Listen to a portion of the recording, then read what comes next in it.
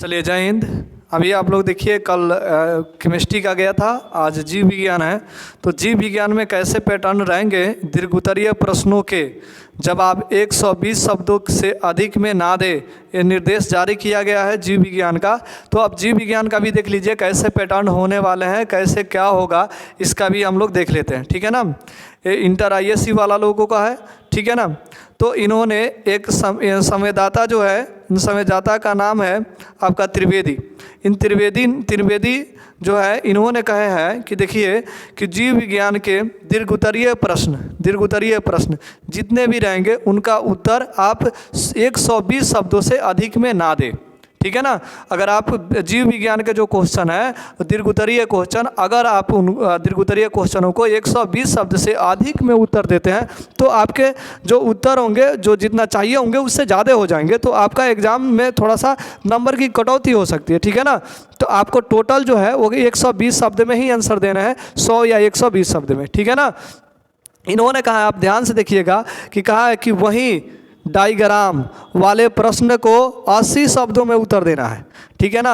अगर जो चित्र वाले जो है, जो चित्र वाले हैं, जिन फोटो को अगर चित्र बनाना है, चित्र यानी फिगर बनाना है जिनका, ठीक है ना, जो 120 जो दीर्घोत्तरीय क्वेश्चन है, दीर्घोत्तरीय प्रश्न है, तो दो तरीके से दीर्घोत्तरीय प्रश्न पूछे जाते हैं। एक पूछे जाते हैं आपको फिगर के लिए, चित्र पर, एक आपको चित्र पर पूछे जाते हैं और एक विदाउट चित्र पर पूछे जाते हैं। तो चित्र पर बनाने, जब चित्र आप बना के उस क्वेश्चन को आंसर दीजिएगा तो 80 शब्द में आंसर देना है, इससे ज़्यादा में नहीं देना है। अगर आपको फिगर बना के नहीं देना है तो आप 120 शब्द में आंसर दीजिए, इससे ज़्यादा में दीजिएगा तो नंबर कटने के चांसेज है। ठीक है ना।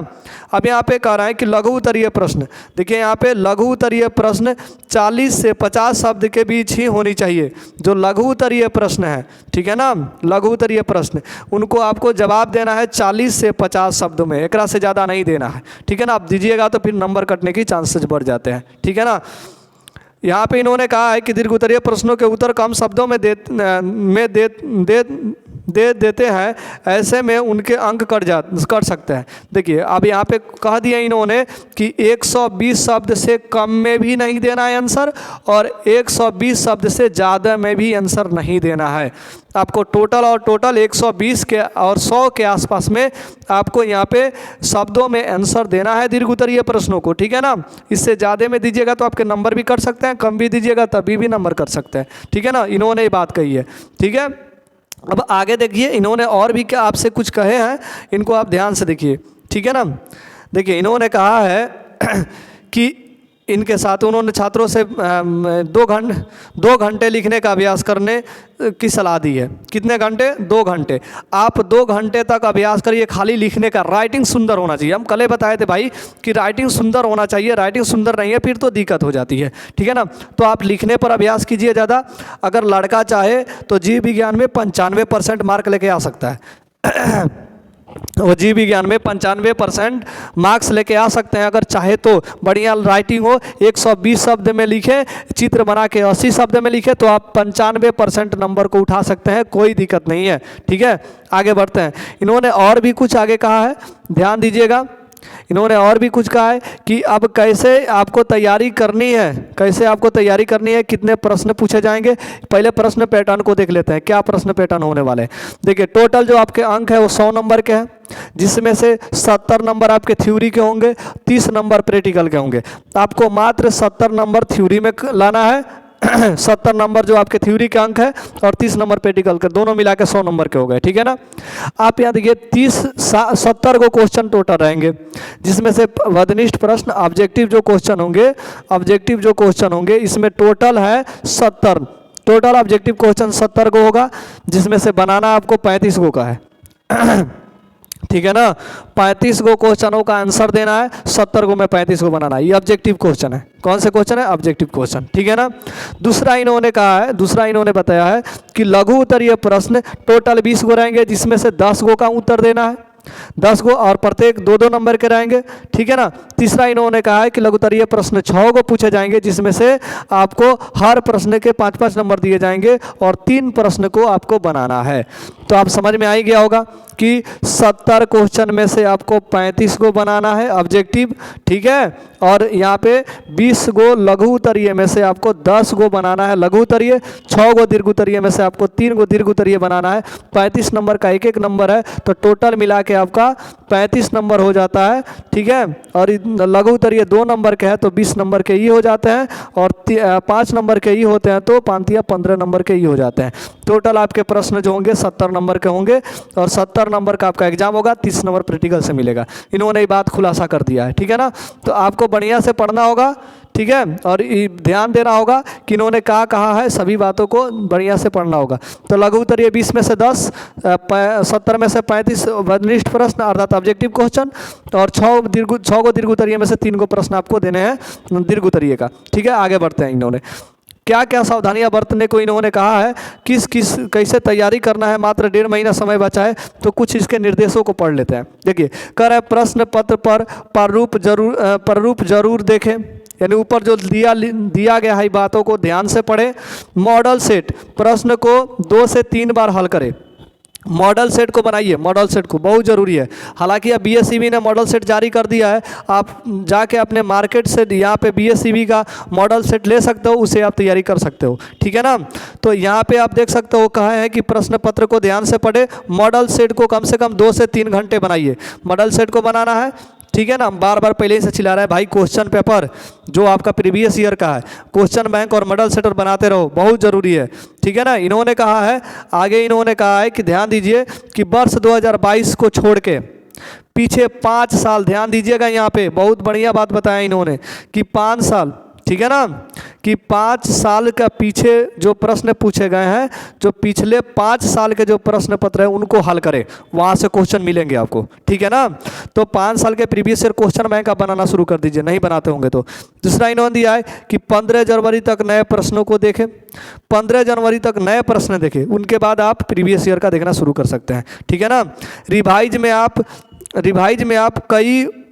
में जो आप देखो यहाँ पे दिया है कि रिवाइज में आप कोई उत्तर भूलेंगे नहीं, तो आप रिवाइज करिए, और आप रिवाइज जितना करिएगा क्वेश्चन का आंसर नहीं भूलिएगा, ठीक है ना। इन्होंने कहा है कि आप रिवाइज करते रहिए, आप आंसर नहीं भूलिएगा। इन्होंने कहा है कि हर चैप्टर का चित्र माध्यम से तैयारी करें, यानी चित्र बना के, ठीक है ना। जैसे यहाँ पे बहुत सारा चित्र आपको बायोलॉजी में मिलेंगे, उस चित्र को आपको बनाना है और चित्र पर नाम लिखना है, नामांकित चित्र बनाना है, ठीक है ना। और जैसे कि यहाँ पे हो जाता है, जिसे हम आपको नॉर्मली सी बताते हैं, ये आपका अमाशय है, ठीक है ना। अमाशय इसका 3 गो लेयर होता है, कार्डिएट, फंडिक, पाइलोरिक। अब ऐसे 3 गो आप ऐसे टॉपिक लिख दिए, अब इस तीनों टॉपिक को आप एक बार रिवाइज करना शुरू कर दिए। कार्डिएट में क्या होता है, कथी निकलता है, कैसे बचाव होता है, फंडिक में क्या होती है, पाइलोरिक में क्या होता है, फिगर के साथ आप याद करिएगा तो बहुत जल्द याद हो जाएंगे और अच्छा खासा नंबर भी आप उठा सकते हैं, ठीक है ना। करा है खुद मार्क टेस्ट ले, यानी जब आप मॉडल सेट बना रहे हो तो उस मॉडल सेट में बिना आंसर को देखे आप मॉडल सेट बनाओ, और कितना लेके नंबर आए हो इसकी गणना खुद करिए, खुद टेस्ट कीजिए, ठीक है ना। दूसरे ने कहा है कि प्राकृतिक दुनिया के बारे में जानकारी रखें, जो भी प्राकृतिक दुनिया है, हमारे आसपास के जो वस्तुएं, इन पर जानकारी रखिए। समय पर उत्तर लिखने का अभ्यास करें, टाइमिंग फिक्स होना चाहिए कि इतना समय में इतना आंसर देना है, तो टाइमिंग को आप ध्यान में रखते हुए क्वेश्चन का आंसर डील कीजिए मॉडल सेट का, ठीक है।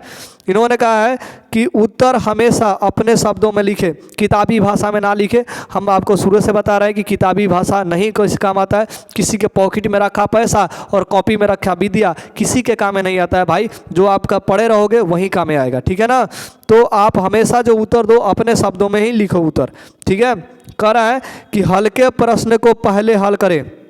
देखिए, जो आपको प्रश्न का आंसर पता है पहले आप उसी को बनाइए, बाद में जो नहीं आ रहा है, देखिए 3 तरीका से हम आपको कंसेप्ट बता रहे हैं। फर्स्ट नंबर कंडीशन आपको बता रहा है कि फर्स्ट नंबर कंडीशन में आपको क्या करना है। जो फर्स्ट नंबर कंडीशन है, अगर जो आपको आंसर आते हैं पहले उसी को बनाइए, ठीक है ना। दूसरा डाउट वाला बनाइए, जो डाउट है पहले फर्स्ट वाला जो कंफर्म है उसको बना लेना है, उसके बाद डाउट वाला बनाना है, ठीक है ना।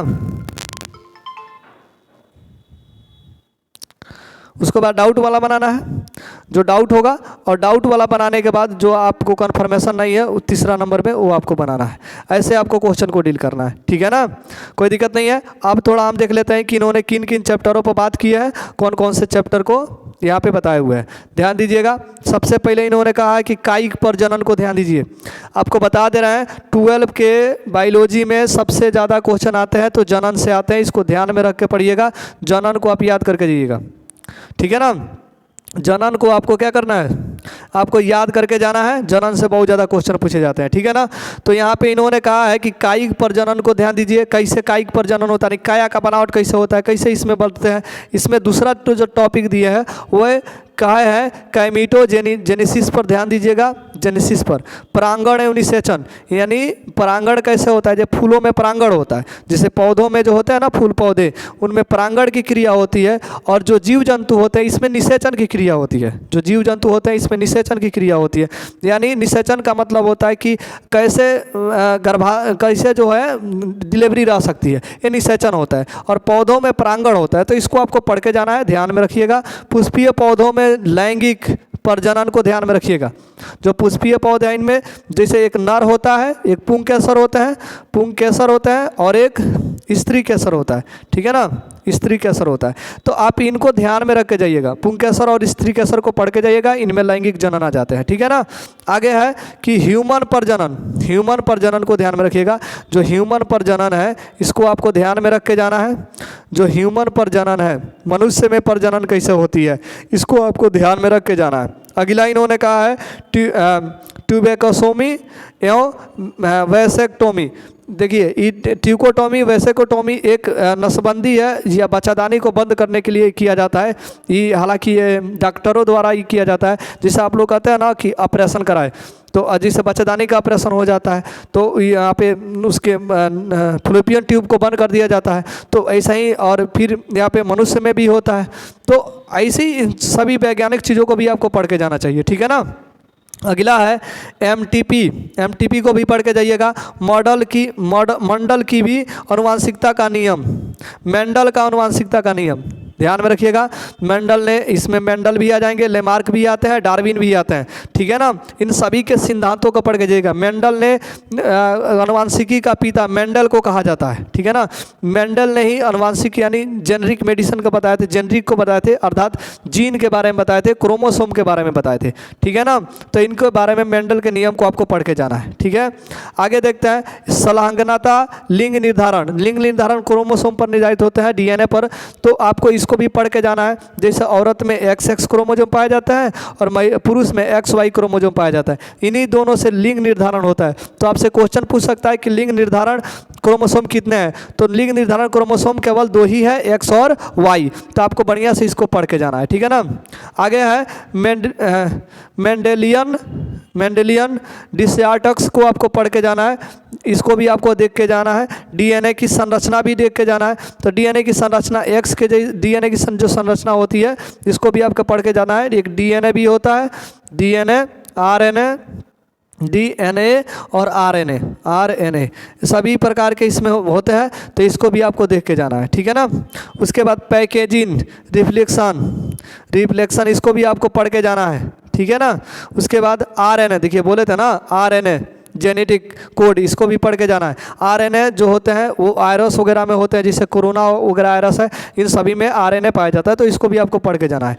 ट्रांसक्रिप्शन, ट्रांसलेशन, यानी जैसे आप गे देखते हो, गे छक्का, ये सब कीनड़, ये सब जितने हैं ये सभी आ जाते हैं इसी के सेक्शन में। तो आपको इसको भी पढ़ के जाना चाहिए, ठीक है ना।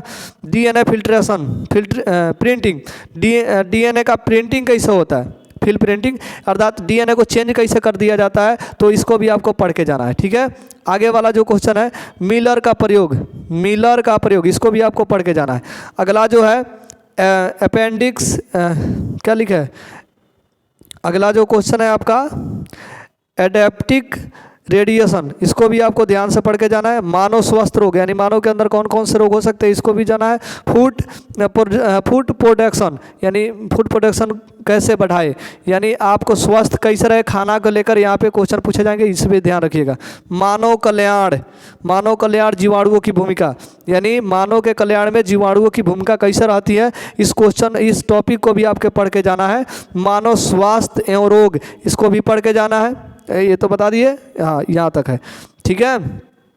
बायोनोलॉजिकल को भी आपको पढ़ के जाना है, सिद्धांत का महत्व पढ़ के जाना है, जनसंख्या परिस्थितिक तंत्र को भी आपके पढ़ के जाना है, जैविक विभिन्नताओं को भी पढ़ के जाना है, संरक्षण कैसे होगा ये भी पढ़ के जाना है, पर्यावरण का मुद्दा क्या है इसको भी आपको पढ़ के जाना है। इन सभी क्वेश्चनों को आपको बढ़िया से, इन सभी प्रश्नों को या सभी इनसे रिलेटेड जितने भी प्रश्न हैं इन सभी को आपको कर लेना चाहिए, और तब आप एग्जाम में बैठेंगे तो आपका पूरा का पूरा मार्क आएगा। ये ध्यान में रखिए। और आपका परीक्षा पैटर्न आपको था चल गया ही।